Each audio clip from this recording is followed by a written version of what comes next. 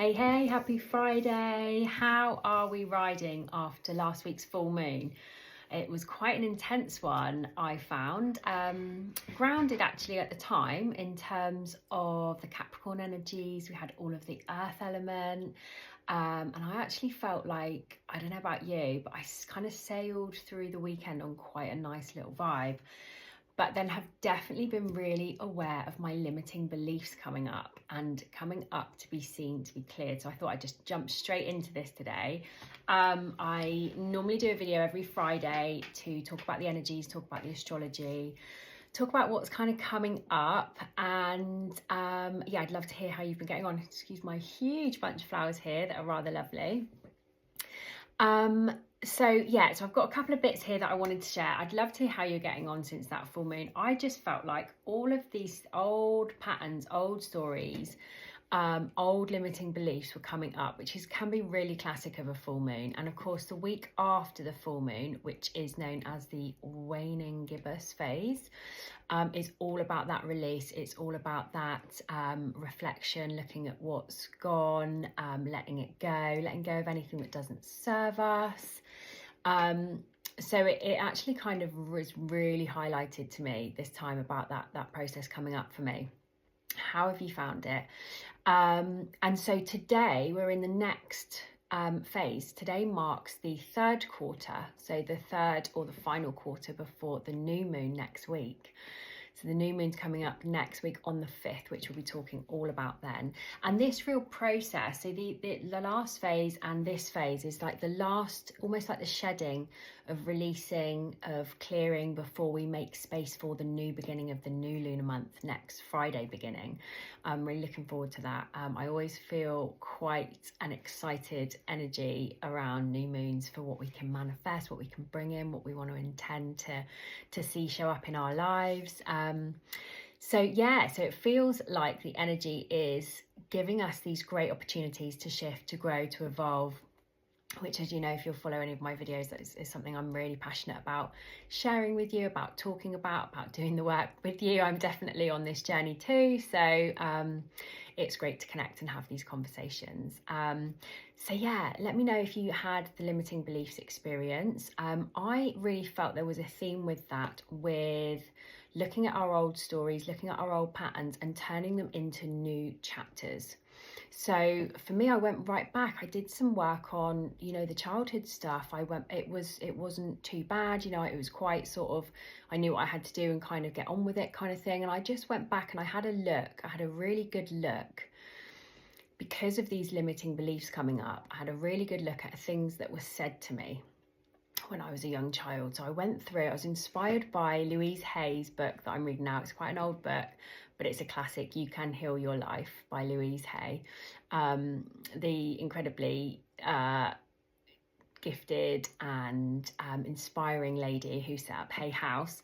And I was really inspired to do this work because I had the limiting beliefs coming up. I had the, you're not good enough, the self-doubt. I had, this isn't going to work for you. Just all that old negative Nancy stuff that, is just not serving.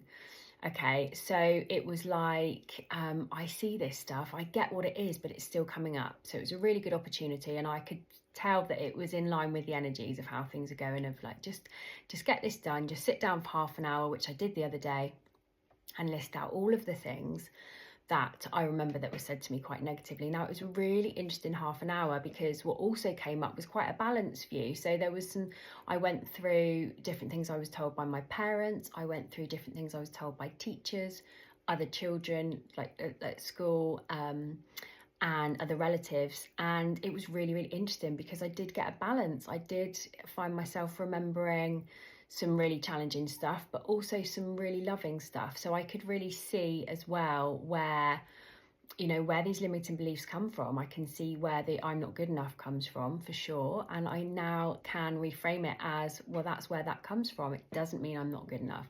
And I know this stuff, and I've been doing this stuff for a while, but it's just really interesting that this work is never fully done. We're evolving until the day we leave this planet, and then beyond is my belief. So It's really, really interesting. The work never stops, but it doesn't have to be a chore.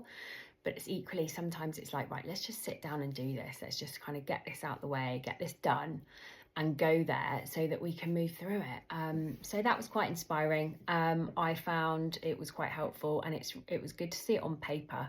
So, you know, I'd invite you, if you've had any limiting beliefs coming up, and I felt this in the energies for a while. I did a Are Our Thoughts Loving video a couple of weeks ago, because this energy, I could feel this coming in then, you know, in the collective as well as some of us individually going on. And on a path of evolution, we're going to be called to look at our stuff regularly. It doesn't have to be a bad thing. It's actually just part of the cycle of growth. And if we can remember, which is really sometimes hard to do at the time, but if we can remember when we're in it, when we're in an uncomfortable growth phase, when we're in a shame phase coming up, guilt feelings coming up, self-doubt feelings coming up, any of those, fear coming up, any of those things coming up, it's more than likely, you know, 99% sure that there's going to be some really expansive growth on the other side of that, because these things are coming up to be seen, to be healed, to be released. And I'm really passionate about this work. I'm actually writing a book. You probably know if you've already been following me for a while. My book that will be coming soon is very exciting. It's very much inspired by this kind of work and this kind of idea. It's called From Grit to Grace, and it's really taking you from dissolution and disempowerment to evolution, and it's packed with inspirational tools and healing, and lots of different real gems within it that are really practical tools, but also like a 3-stage process for going from your own grit to your grace. So that's super exciting. I'm really passionate about it, and it's all with the view that we're all here evolving together, and we're in it together. We're doing this work together. We get to have these amazing, beautiful conversations, read these you know, inspirational and soul energizing books, like I'm, you know, reading Louise Hay at the moment. I'd like to think my work will be inspirational for other people, and it's really down to earth, because it's, you know, under the guise that I'm evolving as well, and having done, you know, a lot of this work too, and it just is always ongoing, but in the best possible way, because we get to keep evolving, and that's what's really exciting about it. It does have an accompanying oracle deck with it as well, so that is all super exciting. So a little bit more about the energy. So I'm going to talk a little bit about the astrology. I have my chart here that I'll be making some reference to. So now we are in that third quarter from today, the third quarter of the moon, the final quarter. And with it, this is a chance for where we've been letting a lot of stuff go. We can still do some more letting anything go, release that doesn't serve. Also a reflection on forgiveness. This is a really amazing time for forgiveness. Reassessing, you know, looking at things under a new light. Again, I use the limiting beliefs example because it's something I've just done.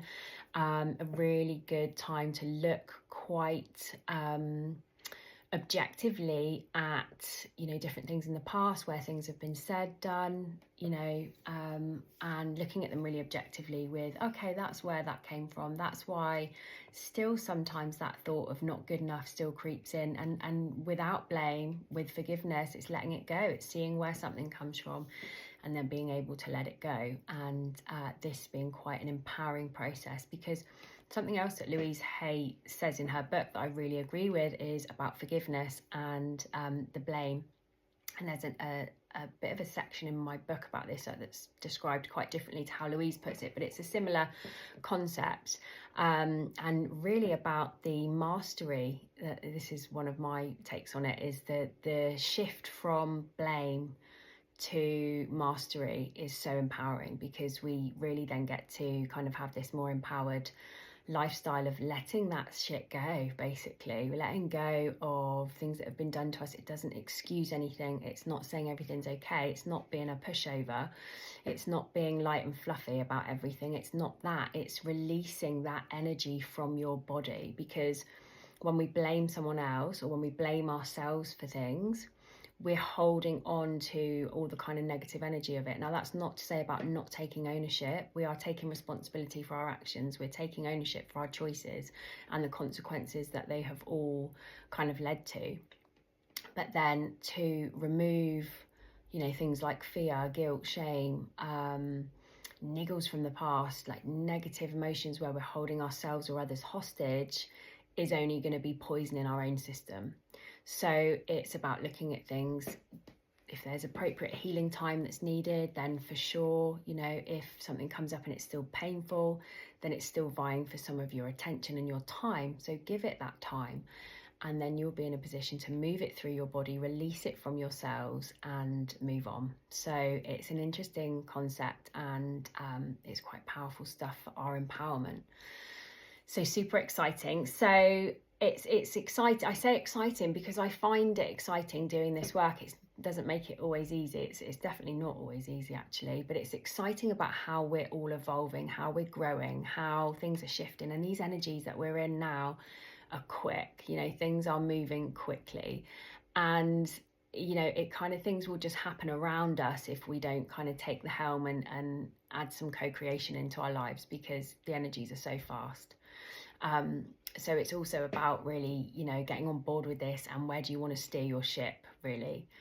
Lots of things are going to be, you know, happening outside of our control, but then what we can control is how we show up, how we do our own inner work that reflects outwards. So that's what's quite exciting. We can be such active participants in our healing journeys, in our evolution, and in how we show up for ourselves and others. So that's what I find really exciting about it. Let's come on to a little bit of the astrology. So we've got all the fields at the moment with the Cancer vibes. We're in Cancer season, as I touched on last week. We went into Cancer season last week with the solstice and with that full moon last weekend. We've now got the Sun, Venus, Mercury, and the midheaven in Cancer. So that's lots of sensitive water energy. I'm a Cancerian. I know how sensitive we can be. But it's a blessing and a curse. I'm going to use that word. It's a blessing, and it's interesting because we also get to really feel everything with Cancer energy. It's sensitive, but it's very empathic. You know, the sensitive, I think, is one of those words as well that we might have heard negatively as a child. Oh, you're too sensitive.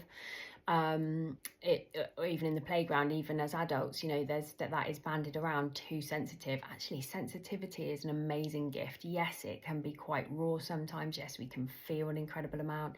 Yes, there can be defensiveness, but within sensitivity, there is also the ability to feel. Now, that is an amazing superpower that actually makes us, you know, really brave to go there with the vulnerability of emotions. That's incredibly brave and courageous thing to do, to be able to actually feel. Because again, I don't know about you, but I spent a long time after my trauma, lots of trauma years ago, numbing. You know, I'd numb through different things externally, through relationships, through whatever it was, which was a grief process ultimately. I didn't know how at that time to release this energy from my cells. So feelings and feeling into our feelings is an amazing energy to release, an amazing way to release energy from ourselves. You know, having a good cry instead of suppressing it is just one basic example of this. But feeling emotions in all their forms, you know, we've come here to feel the full spectrum of emotions as humans. It's just that often we can suppress the certain ones that aren't as palatable to the people around us or ourselves, because we've been told that they might have been horrible or too sensitive or whatever we might have been told. So it's interesting to link back to this limiting beliefs energy that's been on my radar, because it all kind of ties in, it feels like, at the moment. So it's interesting. But all the fields with Cancer. So the Cancer Sun, the season, our collective life force energy is in this sensitive, empathetic, intuitive, highly intuitive energy that's also very nurturing, very protective, very maternal, very divine feminine, divine mother. And if you're not feeling in alignment with any of those things, it's showing you how to bring that in. Care for yourself first, and then that ripples out onto others. Take the self-care really seriously at the moment. Really do the deep delves into nourishing your body on every single level, you know, mentally, physically, emotionally, all the things. Venus in Cancer, you know, again, there can be that sensitivity in our relationships, so in our loving connections and our communications. So we've got Mercury there as well. So Mercury and Venus in Cancer, they're not together at the moment in a conjunction, but they are both in the sign of Cancer. So we've got our feels with our loved ones and ourselves, our relationships and our communication are all heightened by this Cancerian energy. The water sign, it, you know, sometimes likes to retreat into its own world or into a home environment. So there's that element to kind of navigate with some of these themes. So our relationships, for example, might be a bit more you know, snuggling in rather than the kind of expansive extrovert kind of energy. But it's a real opportunity to nurture oneself, nurture relationships, nurture others, nurture ourselves through our thinking. Again, another link here with repatterning, reprogramming really positive self-belief, really positive self-talk. We can really do that in a nurturing way with Cancer if we tune into that side of the spectrum. So again, this is all about awareness. You know, we can do this work any day of the year. You know, please, if you've heard me talk before, you'll know that I don't buy into only being able to do these things on the day that the sun is in whatever sign. It's not that for me at all. It's we get to do this work, any work we choose, any day of the year. It's just that when planets are in certain alignments, we have a stronger opportunity to utilize that energy. But please don't let that stop you from doing whatever you wish with your own energetic work any day of the year, because there's some really, you know, great opportunities to do different things at any point whatsoever. So definitely, you know, roll with when and what resonates with you. But some of the little prompts that I'd offer for this time with all the Cancer feels are some journaling prompts around where you can love yourself harder. That's just a really powerful one. Where can you nurture yourself deeper? Those kind of themes. Where then can you fill your cup more? So it naturally will overfill and pour into others. These are good Cancer themes. And again, I talk about self-care a lot because this stuff's really powerful for us all the time. You know, these aren't just things to do in Cancer season, that's for sure. They're things that we need to be doing to keep ourselves well. So that's some Cancer energy for you there. We've got Mars in Taurus, which is nice and grounded. It's a slow and steady kind of force into our dynamic energy. So Mars is about action and dynamism and moving forward with things, and it's in the earth sign of slow and steady Taurus. So we've got some grounded approach to our drive, which is quite a nice, gentle, it's a gentler approach to Mars, but it's actually really good for getting things done. It just might take the slow and steady approach, which will absolutely get the job done in the best practical way. So we've got that nice vibe for our collective drive. We've also got Saturn still in Pisces rumbling on. I've been touching on that for a while. The collective is being shifted up to renew a sense of values and faith and beliefs, and that's really interesting in the world stage at the moment, with our structures kind of dissolving in terms of what they once were or what they've represented. People are more questioning now a sense of where they place their power, and ultimately that is best placed in oneself first, you know, in terms of our needs and how we're showing up, what we're needing. We have our own positive power in that way. Pluto in Aquarius, again, another version similar to that, in the sense of a real sort of 20-year process of this restructuring, power to the people. So things looking much more aligned, us taking much more ownership and of our own sovereignty, of our own values, beliefs, processes, power, again, personal power, being placed in a more collective and humanitarian way. ultimately. So that's all rumbling along in the longer term astrology behind the scenes. So I'm looking forward to joining you again next week for the new moon video I'll be doing next Friday. That's super exciting.